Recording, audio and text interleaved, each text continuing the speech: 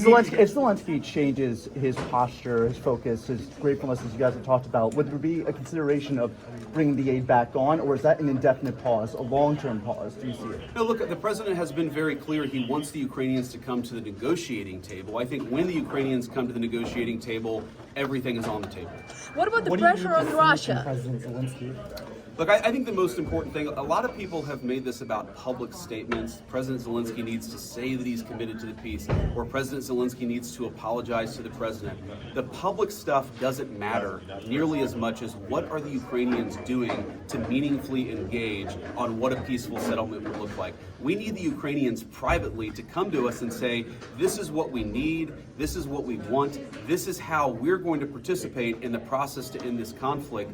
That is the most important thing, and that lack of private engagement is what is most concerning to us. So far, it looks like a lot of pressure on Ukraine, but not much pressure on Russia. Do you expect to do maybe more sanctions on Russia or any other steps to pressure both sides if you want to have them on a negotiation table? Well, I don't think that's right, actually. I mean, we still have a number of sanctions that are placed on the Russians. We do believe that the Russians economically are struggling because of this conflict. We do believe that it's in Russia's best interest, but also Ukraine and the United States' best interest to bring this conflict to a close. So we believe in applying pressure to everybody to stop the killing, because that's what the president's policy is, and that's what's in the best interest of the American people. President, you characterized it as a deal being a long way away. You just said if the Ukrainians came privately to the negotiating table, I could get things moving. What are we talking about timeline here? Like, how fast can we get things You see, President Trump said that, or President Zelensky said that? I believe that President Trump had characterized it as being a deal being a long way away.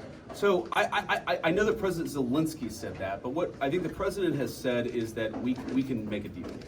The Russians can't continue this thing forever. The Ukrainians can't continue it forever. And most importantly, the United States can't continue it forever. Look, there are a lot of details to be worked out. There are a lot of questions about territory, about everything else. We want to have that conversation. We're not saying that we're committed to one pathway or another. We're just saying you can't even bring the peace to the forefront if the Ukrainians aren't willing to negotiate in good faith. And right now, they haven't been able to, haven't been willing to. Hopefully that changes. Do you think that European peacekeepers are a non-starter for the Kremlin? Do you think they could realistically be part of the solution, or no? I won't speak for the Kremlin. I don't know what is a non-starter or not for the Kremlin. I know that obviously, and we appreciate this, the British and the French have offered to step up in a big way. That's very, very important.